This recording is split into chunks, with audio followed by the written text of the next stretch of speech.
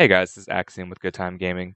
On today's episode of A Seat at the Table, we're going to be looking at some of the different weapons found in Warframe. Each of our presenters today are going to be presenting 3 different weapons, plus one clan tech weapon, which we'll get to at the very end. So I'm joined by my friend Sekshunate Hey, how you doing? This is Sekshunate. and Mental Powerhouse Juiced.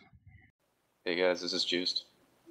So we each have a list of 4 weapons that we came up with. 3 of the weapons can be found normally, and there's also a clan tech weapon, which we'll talk about at the very end. So first weapon on my list is the Latron or the Latron Prime. Latron Prime, Latron regular one, they're really good weapons. The base Latron is pretty easy to get. It doesn't have a whole lot of requirements as far as resources. You have 350 circuits, 250 alloy plate, 900 salvage, 20k credits. Pretty cheap to get. It's very accurate. It's ammo efficient. You can get good headshots with it. It's a little slow, and sometimes if enemies are right up on you, then whenever you try and shoot, you'll kind of shoot through them and not actually hit them, which is kind of annoying. The Latron Prime can only be got in the Void, so you have to have Void keys. You have to have people you can run that with if you're new, if you have a hard time in there. But it's better in every way. It has an extra polarity, higher damage, crits a little bit better on it. You guys have any thoughts or comments on the Latron? I think the Latron. Actually, I used the Latron quite a bit before I got to the Heck, which was my weapon. I actually just built the Latron Prime, so I haven't used it yet, but I understand it's pretty much the same thing. So I like it a lot. I love semi-autos. Yeah, it's Latron version 2.0 with everything better. Alright, Juice, any comments? I think you guys covered it. Alright. So the next thing on my list is the Twin Vipers. This is probably my favorite pistol. It's not the most efficient pistol, but it's one that I like a lot. The damage is pretty good on it. Now to get Twin Vipers, you're going to have to either buy with Platinum or craft the Viper twice, and then buy the Twin Viper blueprint and combine the two. So it's a little expensive to get. It's good at short range. It doesn't have much accuracy over distance. It reloads pretty quickly for an akimbo weapon. Most of them are pretty long reloads. This one's not too bad. And it has a good crit chance on it. But yeah, it's kind of inaccurate. I know, I like the gun a lot. I think it used to have a better sound effect. They changed that a couple updates ago. But it's still one of their weapons and one that I like to play around with. I have not used it since I got up to 30 and put it back into my inventory. What? The Hater. the DPS, it's good and everything, but it wasn't my cup of tea. It's just like a blip, and the ammo's gone, and you gotta reload. It went through ammo pretty quick for me. I don't know. It just seemed, like you said, didn't seem very efficient for me. Yeah. Yeah, it does burn through ammo pretty quick. Have you ever Yeah, I didn't even craft it. You didn't even craft it? Oh, haters. Shun the non-believer. That's okay. Alright, we'll move into my next weapon. This one's a melee. So we've seen a primary, we've seen a secondary, now we're going to do a melee. And this thing is the king of badassery. I'm talking about Hate. So, Hate is one of the newer melee weapons. It's actually a scythe.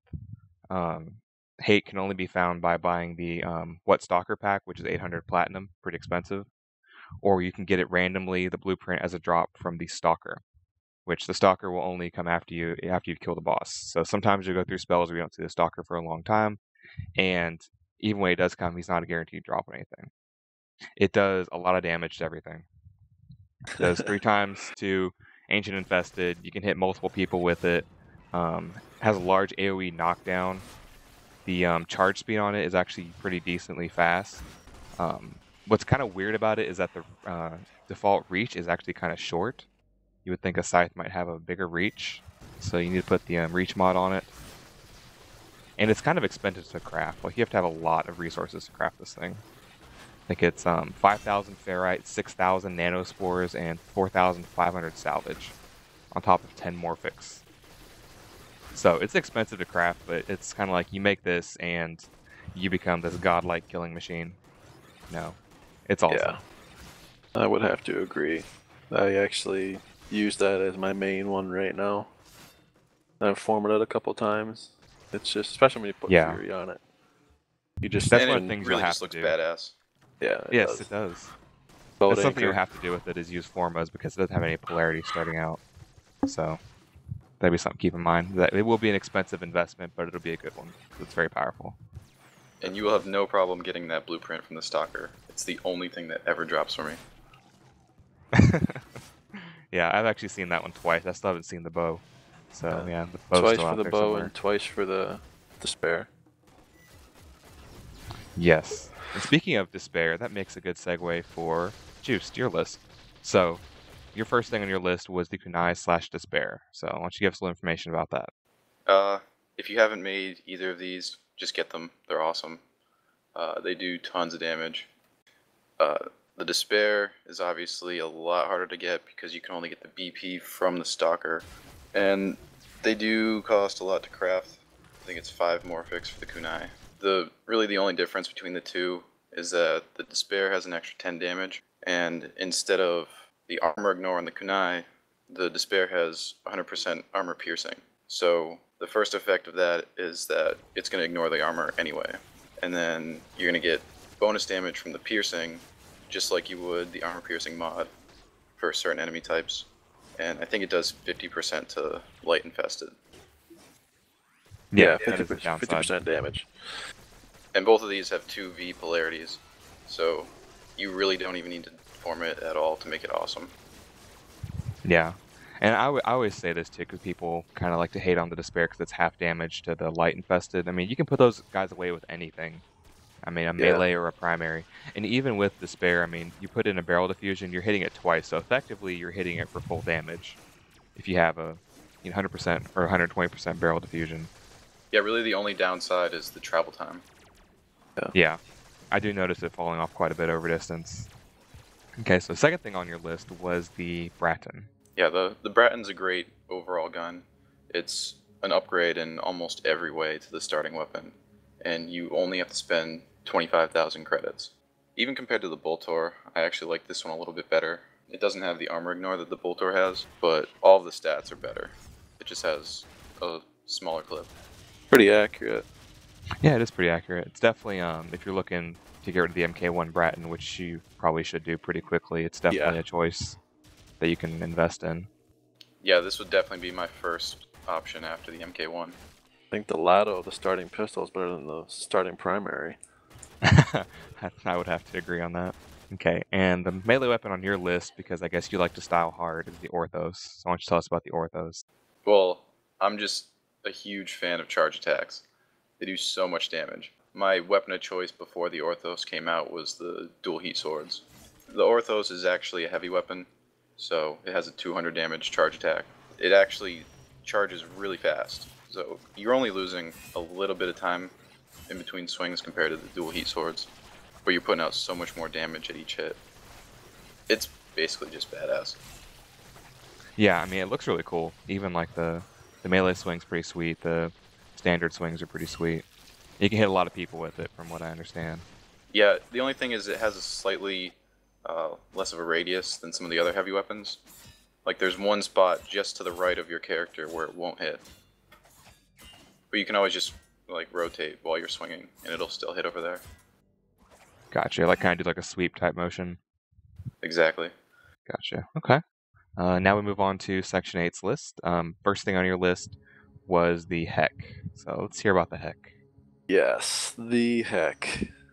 The Heck. First of all, I am a huge fan of shotguns, and Heck is, out of all three, definitely the best damage-wise. It's got a pretty great fire rate, and it's got a very, very tight pellet spread, so it's kind of like almost a sniper shotgun up into like a medium range. You can consistently kill people at I don't know, I want to say about 50 meters at least. Yeah, it's kind of hard to measure in game, but it has a good distance. It is pretty tough. It definitely does have the longest range, most damage per pellet of all the shotguns, and the least fall off for all the shotguns. It will stagger 100% the Ancients every time you shoot them with it. The only bad thing really with this thing is it has a small magazine size, and it is also locked by mastery level. can only use this weapon after you get to mastery level 4. Yeah, which isn't too bad to get to, but it's still, not available immediately. Yeah, that's the only downside in my opinion, because at first I wanted nothing to do with it. I was using the Strun, and then I went to this thing. I was like, oh my god, what was I thinking? Yeah, it's Yeah. quite a bit of upgrade from the Strun. It's really easy to craft. It only requires 2 neurodes, around 500 alloy plate, 900 salvage, and 100 polymer bundle.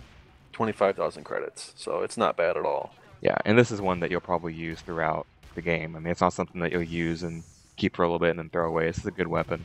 I have this thing formoed 5 times, so I use it quite a bit. Wow. You ever use the Heck Juice? Yeah, I'm still working on it. I have, I think, 2 formas in mine. I don't use it a whole lot, but I do like the gun a lot. It's pretty good. Yeah, when the reload speed, it's like right around 2 seconds. It might be a tad bit more. If you put the what's it called, fast hands on it, I think it's called, the reload speed mod at max, you can get it down to right around I don't know, 1.3 seconds, something like that, and it makes the small magazine size pretty negligible. All right, second thing on your list are the Akimbo Boltos. So I want you to talk about that. Yes. I use these things. I crafted one, and I did buy one for platinum because I just didn't want to go through building it and potatoing it again. Or actually, you don't need to potato it. You would just buy the blueprint and put both of the weapons in there. But I used it quite a bit. It does have armor ignore on it. The base damage is 25, so you can put out some pretty good DPS with these things. Clip size is 30. Accuracy, it's alright for, well actually it's pretty good for having dual weapons. It does come with a, I don't remember what that polarity slot is. It's the one that looks like a triangle almost. Reminds me of an eye patch. Yeah, something like, well you can put, for that mod I put deep freeze on it, just to get the ice damage on there. It's basically just like the Boltor. It's got slow projectile speed, very inaccurate over long ranges. Pretty easy to craft. You just gotta have time and patience, really. All said and done, combining all those pistols and the blueprint to get the Akimbo ones is right around 125,000 credits. Yeah, because you have to have a spare Lado to even start the process. Yeah. Which I think it's the only weapon in the game that has to have a different weapon to be built. Yeah, I don't know, that's gotta be like a bug or something, man. Yeah, that's kind of a weird way of doing things. It is weird. I never really questioned it though. Yeah, I mean, you just have to purchase the original pistol anyway. It just takes credits. Yeah. Yeah. But yeah, they're great against the Grineer. Anybody that has armor like that. Yeah, it's good out of the box basically because it has armor ignore, so yep. Even better. And it pins people to walls too. Yes, that is fun. Yeah, and if you're using that as a secondary, then you don't need to worry about armor ignore for primary. You can focus on something for, say, Corpus or whatever. Yeah. So next thing on your list, and this is, I don't know, I don't like this weapon a lot, but this is your weapon. So the glaive. So tell us about the glaive. The glaive. I have always been a fan of throwing weapons. And this being pretty much the same weapon from their game Dark Sector, I wanted it. It's a fun weapon to mess around with. It is silent. So basically, you can attack normally by just tapping, your melee button, or if you charge it, you can aim it, and you will throw it like a boomerang. It does ignore the target's armor. It's silent. It staggers most enemies when thrown. And there is a chance if somebody's in the way, like to the path from the glaive to you, on the way back, it can hit them too. Your teammates can get in the way. Yes, yeah, that's the main thing. It doesn't go through your teammates. It hits your teammates. It just kind of comes right back to you. So it does triple damage to light infested too. So that'd be a good pairing for some of the other weapons we talked about because they don't do a whole lot. I hope they give us some more specific mods for this one, like maybe like a homing mod or something that you can hit more enemies with. I don't know, but cool. It does come with a V slot and a a minus slot. It would be really great if they had a mod to increase the travel speed. Oh gosh, that'd be amazing. Or like you throw it and it hits a target and it bounces to another one like auto. Yeah. That would be cool. The only But the only other bad thing about this mod, or this this weapon, is it requires 10 Morphix, 5,000 ferrite, 6,000 nanospores, which is easy, and 4,500 salvage. So it's pretty resource heavy. yeah, that's a big And investment. I think currently it can only drop from alerts. Yes, I think that's still the case. I don't think it's in the shop yet. No, I don't think so either. And when the glaive has left your hand, you can no longer do melee attacks until it returns. Yes. So there's a possible disadvantage there too. So we've each talked about 3 weapons that we like, primary, secondary, and a melee.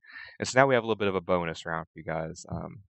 Originally, we weren't going to plan on talking about clan tech weapons because not everybody is able to get them because of how they kind of work. With clan tech weapons, your clan has to build a corresponding lab. So they have to build the bio lab, the energy lab, or the what's the other one? Chemical lab. Yep. And in there, you can buy the blueprints after you have put in enough materials to research the print. So you got to build a lab, research the blueprint, and then you can buy the blueprint, and then you can make it for yourself. So there's quite a bit of time and effort and resources that go into making these. But we're going to go ahead and talk about a few that we like. Most of them are pretty good. But the one that I put on my list is the Ogress. The Ogress is a rocket launcher that uses rifle ammo. Yeah, a rocket launcher that uses rifle ammo. So, you pretty much never run out of ammo. It does a huge amount of damage. You can put all the mods you want to on it. Reloads pretty quickly. You can kill people behind cover. If you put in the split chamber mod, you can fire 2 rockets at once, which is just stupid. And if you have a Banshee who's hopping sonar, I've seen some pretty good numbers with sonar up, hitting anywhere between 10 to 20k, sometimes twice, depending on the rocket shot. The thoughts on the Ogress? The Ogress is extremely ammo efficient. It's got I think the blast radius on the detonation is 6 meters. Yeah, that's right. Something like that. Yeah, it's really good. I mean, you can actually, it's extremely accurate too. I've actually used it as a sniper rifle quite a few it times. doesn't stray. No, it's wherever you point that thing, it's going right to it. You can kill yourself though, which is something to be careful about. Oh, it happens all the time. Yes, it does. The only thing I noticed about the Ogress is that when I threw my form on, the radius seemed to get smaller without my elemental mods. Interesting. I never really thought of that. Yeah, I never noticed that before. And then as I added them be. back, it felt like the radius got larger, and then I started killing myself again. So that's how you knew. I was like, oh yeah, it's back. But yeah, great weapon. Form it once, and you can fit basically anything that you want on there. Yeah, because it has no slots starting out. And I don't know, I think there's probably going to be an inevitable nerf. If not damage, maybe they'll add a specialty ammo pool or something like that that's going to draw from. I think that's way too good. They're either going to switch it to the sniper pool, or they're going to make a whole separate one for like the Torrid and the Ogress itself. Because it's just too ammo efficient. Why wouldn't you use that?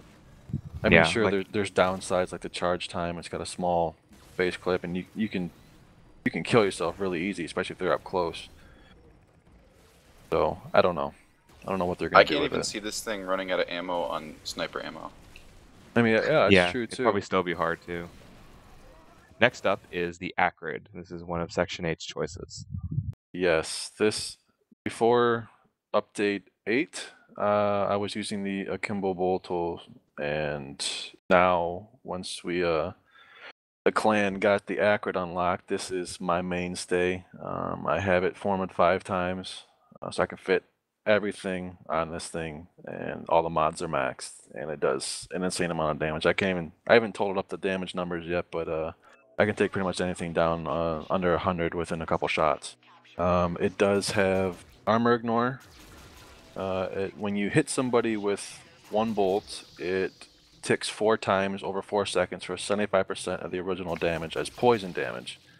Like I said, the dot can be improved via Hornet Strike. It's got fast reloading, high rate of fire, really hot, even more so once you put Gunslinger on it. There's no recoil, and a big thing is it's silent. It's just like the bolt hole, really, with the disadvantages. They have travel time. It's inaccurate beyond long range. It is a clan weapon, so you need to be in a clan, and your clan has to have researched this blueprint, which takes a huge amount of materials, and I'll talk about that in a second.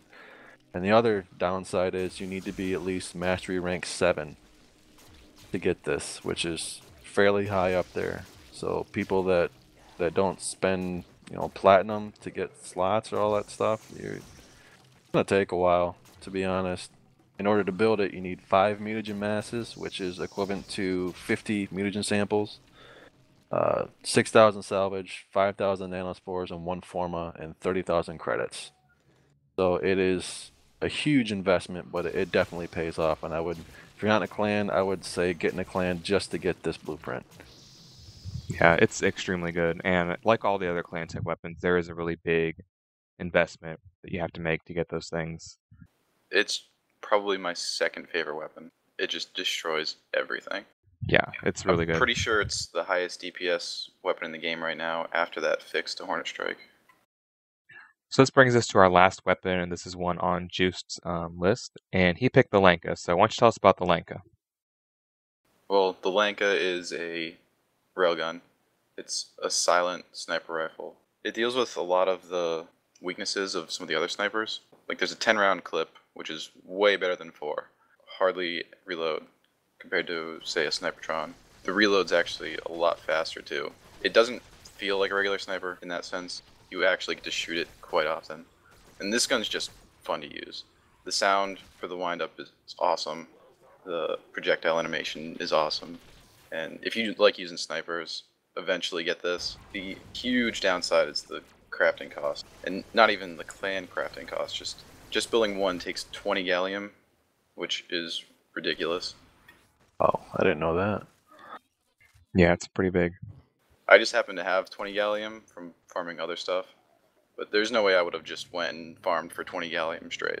But the great thing about this weapon, the electric damage now does 100% to Ancients and Infested now, instead of 50, making this gun a lot more all viable. the damage has been normalized. It's the same thing with the Corpus and Flame or Fire now, so it just normal damage. Yeah, because the base damage on the Lanka is electric, and since the base is also 200, it scales extremely well with mods. I love using this gun, especially on Corpus, because for a headshot you get 400% extra for electric, you get 400% extra for piercing if you have that mod on. You just get crazy high numbers. Yeah, imagine with Banshee Sonar with that, that'd be insane. It does have a 20% crit rate, so definitely run a crit build if you get it. Nice. Alright, so that brings us to the end of our special on Warframe and weapons. This is Axiom with Good Time Gaming. I hope this video has been informative and that you learned something. Like and subscribe if you like what we do and like to see more, and make sure you join our group on Steam. See you guys later. Later, guys. Later.